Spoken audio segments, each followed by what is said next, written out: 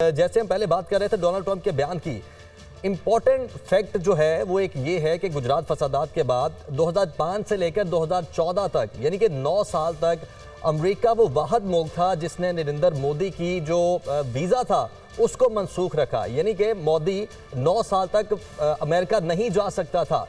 उसके बाद भी कैसे उन्होंने ये एहसास किया या रियलाइज़ किया कि अगर जेडी वेंस के होते हुए कोई इस तरह का प्रोग्राम बनाएंगे या फॉल्स फ्लैग ऑपरेशन करेंगे तो अमेरिका की सिंपैथी हासिल कर सकते हैं। और डोनाल्ड ट्रंप का बयान आ गया कि ये दोनों मुल्क हमारे करीब हैं। बिल्कुल, आपने ये जो फैक्ट बता रहे हैं ये इसी तरह से चीज़ें हुई हैं। और नरेंद्र मोदी जब ये प्राइम मिनिस्टर पहली दफ़ा बने 2014 में, तो लोगों ने इनके बारे में गूगल किया तो वहाँ से गूगल ने जवाब दिया कि number 1 terrorist in the world. इस बात को बड़ा लोगों ने उछाला सोशल मीडिया पे। तो जब तक ये गुजरात में वज़ीर आला थे, इतना वहाँ ने कत्ल गारत मुसलमानों का किया, तो सोशल मीडिया के मुताबिक इनकी रेटिंग थी he was number 1 terrorist in the world. और फिर बाद में शुरू में अमेरिका ने इनको वीज़ा वगैरह नहीं। और अगर हम तारीख देख लें तो तारीख में भी कोई ऐसा किसी मुल्क का वज़ीर आज़म नहीं है जिस पर अमेरिका की जानिब से इतने लंबे अरसे तक कोई पाबंदी रही हो या उसका वीज़ा मनसूख किया गया हो। He is the only one in the whole world. बिल्कुल किया गया हो, बिल्कुल इन द होल वर्ल्ड। और मोदी साहब ना एक बड़े बेशरम और कम ज़र्फ इंसान है। इनकी अगर बॉडी लैंग्वेज देखें ना, जब ये जाके इंटरनेशनल लीडरों से मिलते हैं तो वहाँ जाके इनको जफियाँ डाल रहे होते हैं, हाथ पकड़ पकड़ के हिला रहे होते हैं। वो ज़रा फॉर्मल तरीके से रहने की कोशिश करते हैं, उसके डिग्निफाई तरीके से ना।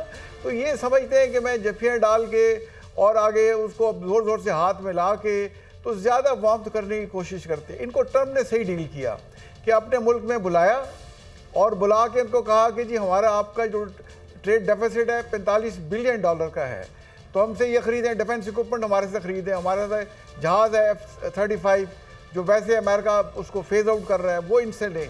तो इनकी जो शक्लें और वीडियो रिलीज़ हुई ट्रंप के ओवल ऑफिस से, वो देखने वाली थी कि वो जो था इनका जयशंकर वज़ीर ख़ारजा, वो घूरियाँ मार रहा है, गुस्से से बैठा हुआ है।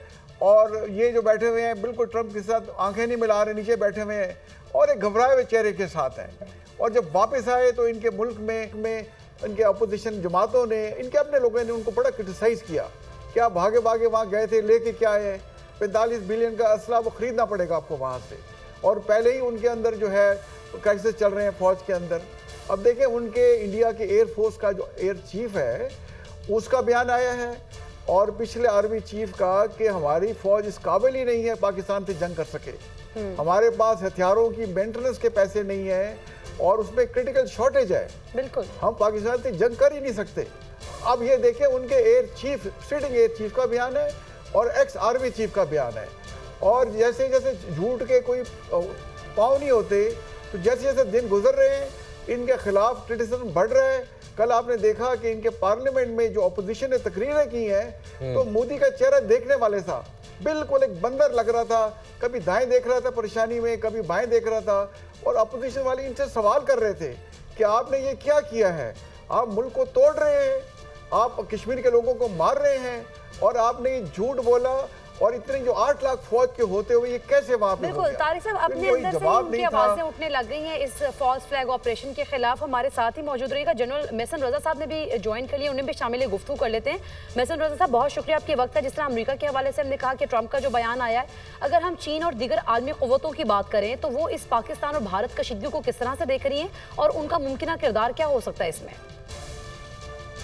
अस्सलाम वालेकुम जी। किसी भी मुल्क के किरदार के लिए उसका नेबरहुड और उसकी गुड नेबरहुड जानना बहुत जरूरी है। अब भारत को आप ले लें तो इसके 4 नेबर्स हैं। मैं क्विकली 1 बाय 1 गो ऑन करूंगा। सबसे पहले आप नेपाल ले लें।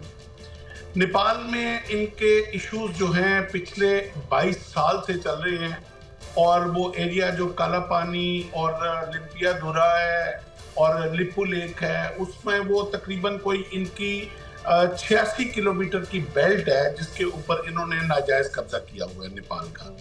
और हर तीसरे चौथे महीने इनके सोल्जर्स और नेपाली सोल्जर्स की आपस में उधर मुठभेड़ हो जाती है। सेकंड आ जाए श्रीलंका में। श्रीलंका में इन्होंने जो पिछले 30 साल उन्होंने जो गुरिल्ला वारफेयर श्रीलंका ने लड़ी, वो इनकी वजह से लड़ी, इनकी इंटरफेरेंस थी।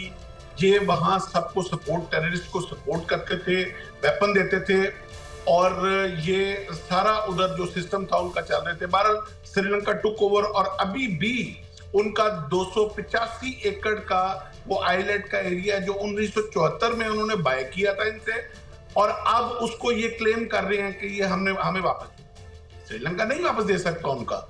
और आए दिन वो नागालैंड के जो बीजेपी के जो पॉलिटिकल लीडर हैं वो उसको क्लेम कर रहे हैं। आज आगे आ जाते हैं चाइना।